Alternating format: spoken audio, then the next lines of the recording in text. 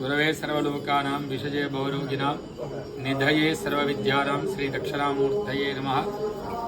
భక్తులందరికీ తెలియజేయనదేమనగా 15/2/2026 అంటే ఈరోజు ఆదివారం నాడు మహాశివరాత్రిని పురస్కరించుకొని భక్తులందరూ కూడా చక్కగా అత్యంత భక్తి శ్రద్ధలతో గోదావరి స్నానాన్ని ఆచరించి ఆ పరమశివుడికి ఇష్టమైనటువంటి అభిషేకంలో పాల్గొనడం జరిగింది. అదేవిధంగా ఈరోజు సాయంత్రం 6:30 లోక కళ్యాణార్థం శ్రీ పార్వతీరాజరాజేశ్వర స్వామి కళ్యాణ మహోత్సవం కూడా నిర్వహించడం జరుగుతుంది.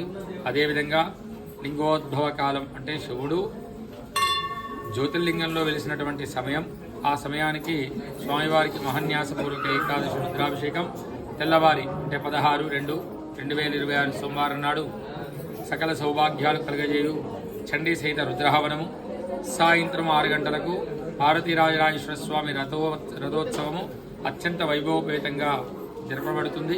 భక్తులందరికీ కూడా విజ్ఞప్తి, 15/2/2026 మహాశివరాత్రి రోజు స్వామివారి కళ్యాణాన్ని ముగించుకొని కళ్యాణంలో భాగంగా 16/2/2026 సోమవారం నాడు సాయంత్రం 6:30 పార్వతీరాజరాజేశ్వర స్వామి రథోత్సవం అత్యంత వైభవపేతంగా అంటే పూణే వాయిద్యకారులు డోలు అంటే మీ అందరికీ తెలిసిందే, పూణే వాయిద్యకారులతో రథోత్సవాన్ని అత్యంత వైభవపేతంగా నిర్వహించడం జరుగుతుంది. ఇట్టి కార్యక్రమంలో భక్తులందరూ కూడా అధిక సంఖ్యలో పాల్గొని ఆ స్వామివారి కృపకు పాత్రులు కాగలరు.